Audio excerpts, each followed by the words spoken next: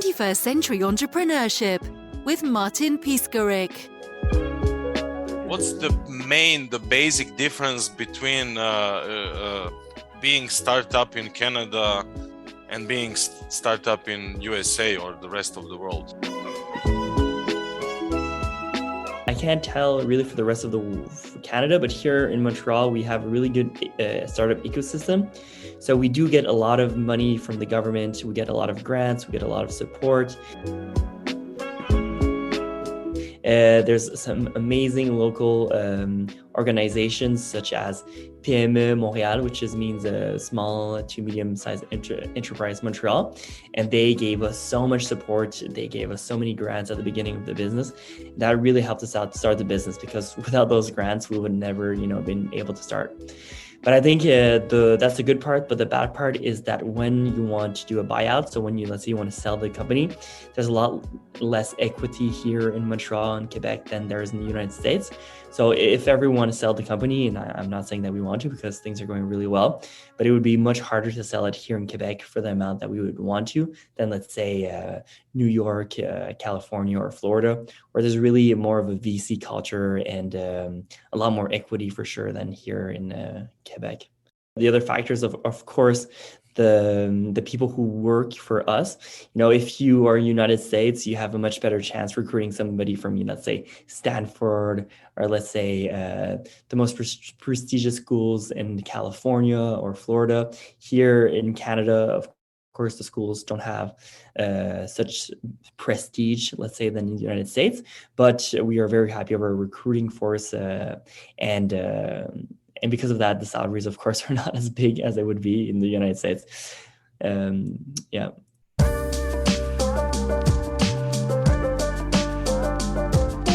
What's the life cycle, typical life cycle in Canada versus the States? So in Canada, and right now, it's hard to say to generalize to all businesses, but what I see is that, in Canada, there's not this type of mentality where, like, I'm going to build a business and within 1 or 2 years, I'm going to sell it to a VC and retire on a beach. Here, it's more like, okay, I'm going to start a business and grow with it and maybe even retire with it and give it to my children. Whereas in the United States, I feel it's more like, because all the startup movies and all these people in TikTok, Instagram, they're like, okay, build fast and sell even faster.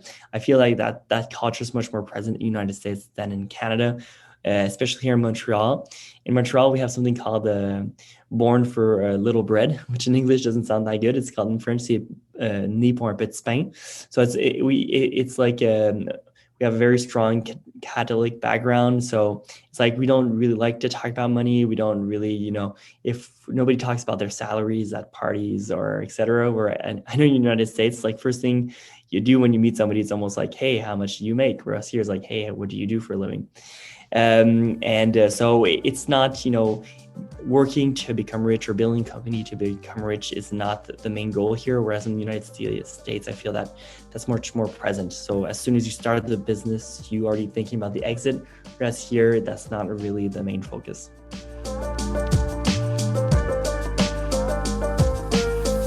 Is there any difference between Canada and the States in full-time versus VAs ratio? Yeah. So that's a really good question. I feel like in the United States, they have integrated that much more, the VA system, whereas here in Canada, especially in Montreal, it's much more like full-time employees that work from the office. But of course, the pandemic has accelerated a lot in the culture in Canada, and we are seeing much more people who are VA, the offers from the EVA has become much more professionalized in the past years. We see amazing services that come from the Philippines, India, that before kind of seemed, a bit to use a nice term, a bit sketchy, whereas now it's super professional, and it seems like you can't even notice that there's a difference between a Filipino company and an American company. The only difference is really the price. The quality of the website is the same, the quality of the emails are the same that they send, and the quality of the work that they do is the same. It's really just the price that's difference. And I see that being a huge problem for a lot of people who don't have that much education or that don't have a high value job. I don't see what would be the advantage for, let's say, somebody who just does copy, who would be not in the Philippines. Why would you want to hire somebody at half of the price with no social advantages, etc.? It's a hard question to answer for sure. And what's the engagement situation in Canada? Is it low, high? It's really hard to answer because the pandemic has really changed the game.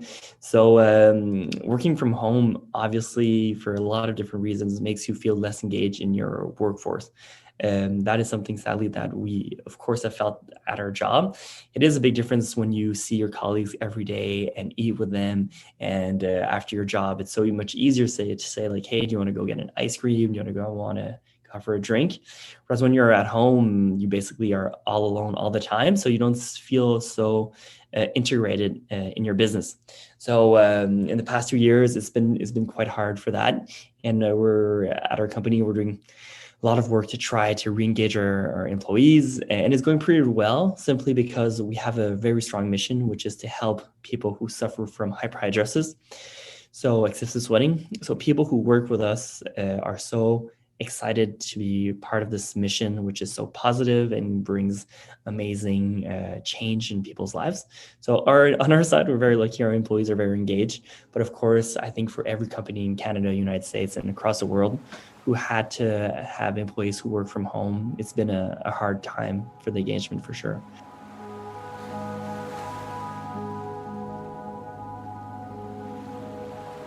When you say it's essential to sell a product that people really need, what do you speak about?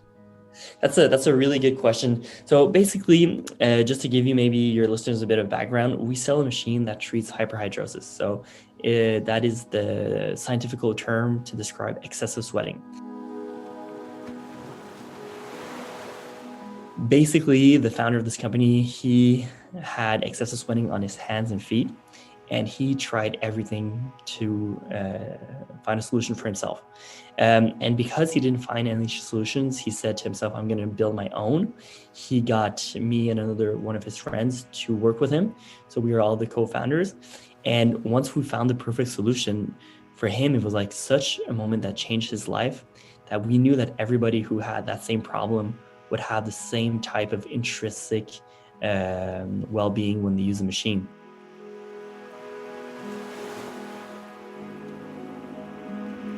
The machine, when it solves a real problem, that's half of the marketing that's done for you. When you have a product or a service that people don't really need, you need to convince them that much more. It's like, there's a saying like, imagine needing to sell some ice or some snow to an Eskimo, something that he really doesn't need. Whereas imagine trying to sell some sunscreen to somebody who's on the beach and it's, let's say 90 Fahrenheit outside. It's much easier to sell that sunscreen than to sell the snow to Eskimo. So that's why it's so essential to make sure that when you're selling your product, when you're offering a service, that is really responding to a real need. Because if not, you will spend a lot of money on Facebook marketing. You will spend a lot of time creating TikToks that nobody are going to watch and that nobody's going to purchase your machine. So save you the time and the money and make sure that your product is really essential. How do you find out what the real need is?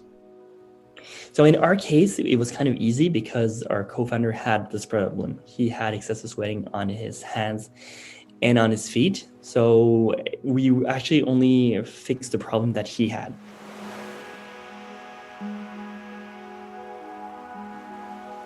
By fixing that problem, then we realized that we could fix the problem of everybody who had excessive sweating. So basically, he had excessive sweating, and we looked at the literature. We saw that 5% of the general population had excessive sweating. And we said to ourselves, okay, this is a big enough market for us to create a career out of it and to help a significant amount of people. And that's when we went ahead. So basically what I would recommend is if you figure out that somebody needs something, you could see what is the percentage of people who have the same needs as him. And from there out, you could create your business like that. The part is analog, of course, is the technology. So we took a technology that was called an iontophoresis device, and we really thought it was the best way to treat excessive sweating. Where we took a leap of faith was in the business model. So instead of selling to doctors, instead of selling via distributors, we said, let's take the solution and sell it directly to the consumer. So we took the leap of faith of the DTC model of an industry. Medical devices are usually very, very, very, very conservative. So they only want to sell via distributors, doctors, health clinics, etc. Our leap of faith was saying to ourselves, let's disrupt the business model and go directly to the consumer. And this really has been the great game changer, because nobody in our field was doing Google AdWords. Nobody was doing Facebook ads. So the cost per acquisition online was very, very low. And very quickly, we knew that our leap of faith was the way to go. We were confirmed in our first hypothesis.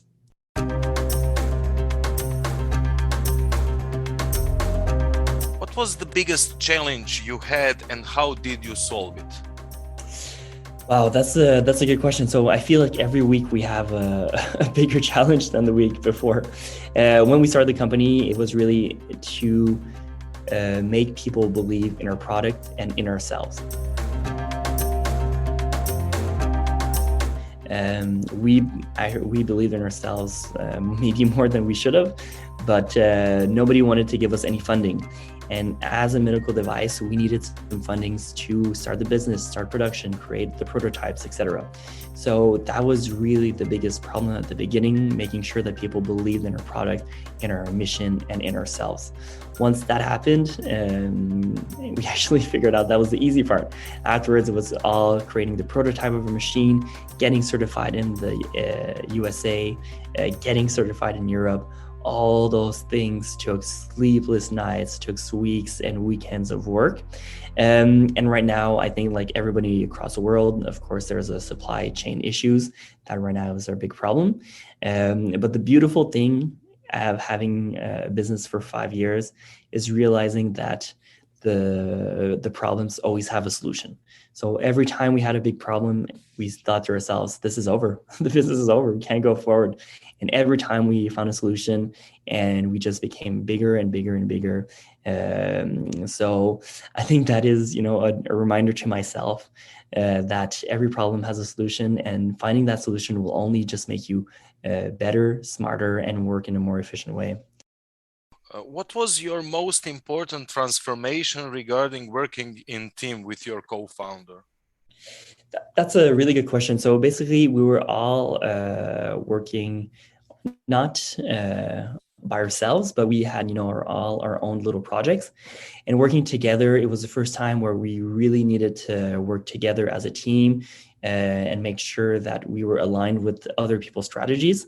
So it made us become better communicators. Sometimes it was really hard because you don't always share the same vision as other people, but it made us understand that sometimes 3 heads is much better than 1. You move a bit slower, but you move a lot better and a lot smarter. So those were the things, learning to compromise on your ideas and learning to listen to other people, which is much harder to say than to do. Actively listening is an art. So not just saying, yes, I know what you mean. It's just like really understanding where the person comes from, where his ideas come from. That's really the essential. So yeah, working with other people made us better listeners and much better marketing people and much better strategists.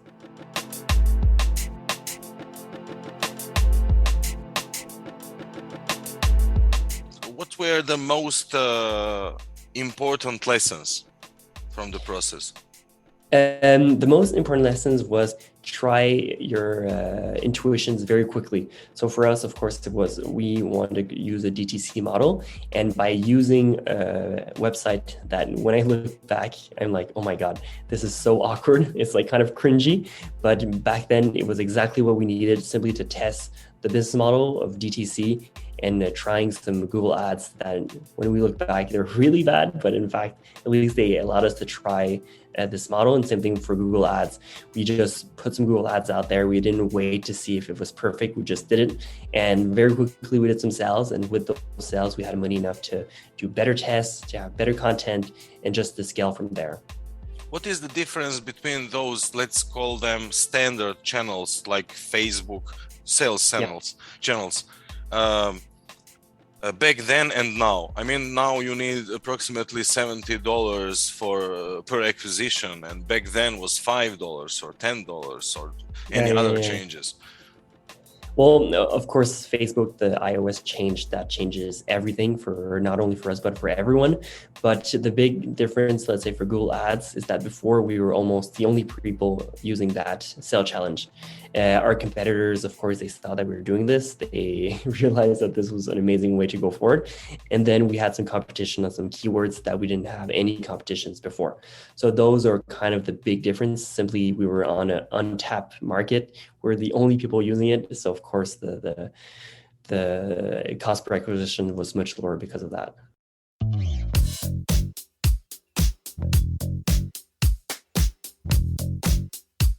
What motivates you and what makes you happy?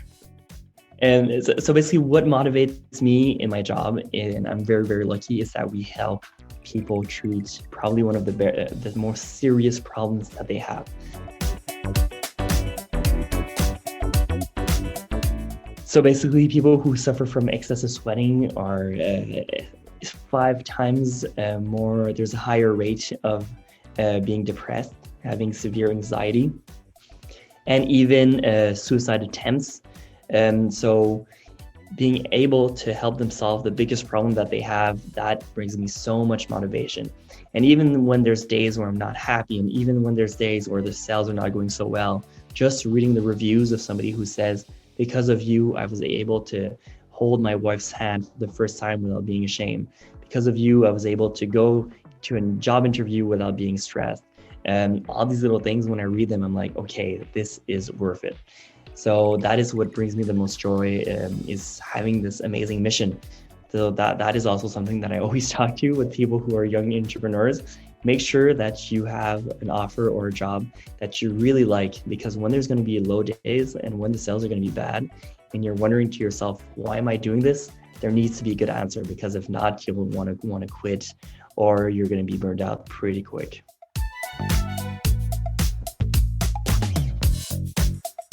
Any tips and tricks regarding your mindset, your daily routine for entrepreneurs around the world? That's a great question as well. So basically, there's this amazing line, I think it's Mike Tyson, that says you could have the most amazing plan, but as soon as you receive the first punch, that's where the real boxing game begins. So we do have a lot of strategies here at Dermadry. We do have a lot of business plans and what we want to do in Q1, Q2, Q3, Q4. But afterwards, the war in Ukraine starts. Afterwards, you have all these supply chain issues left and right. You have massive inflation. So it's really, I think what this business has brought me is be as agile as possible. So have a plan, but understand that this plan is rarely going to be met. And the most important part is always to move forward.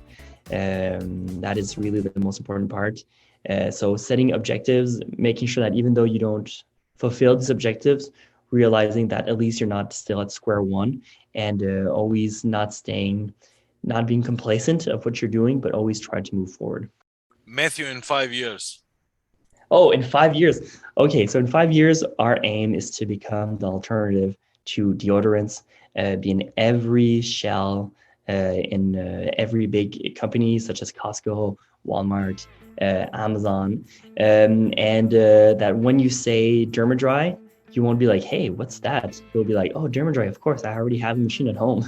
So that is the objective in 5 years. What are some of your most significant roles in life? As a friend, as a proprietor, as a sportsman, intellectual? Yeah. Everything is possible.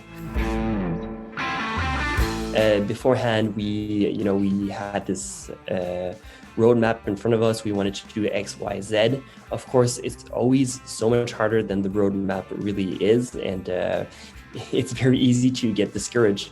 But when I look back and I see everything that we accomplished as a company and as an individual, I'm thinking to myself, everything is possible. And the 5, 6, 7, 8 to 10 years, like if I did this with almost no money and with almost no help, now that our company has the money and the terms and, the confidence from our business partners, the sky really is the limit. And I think that we could accomplish amazing things.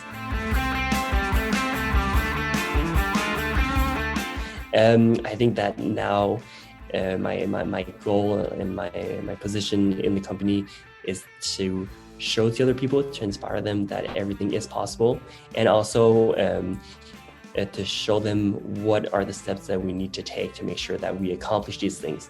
So, now that I did it myself, I need to transmit that knowledge of how to do it and make sure that people understand that even though there's a lot of obstacles along the way, sky really is the limit. If you want to learn more about Dermadry, the anti-sweat device, please go on our website, dermadry.com. DERMADRY.com. If not, we are on TikTok, Facebook, YouTube, and Instagram. We would love to be able to help you treat your excessive sweating. And I hope that if Dermadry is not the solution for you, please come and talk to us and we'll make sure that we find the correct solution for you. 21st Century Entrepreneurship with Martin Piskarik.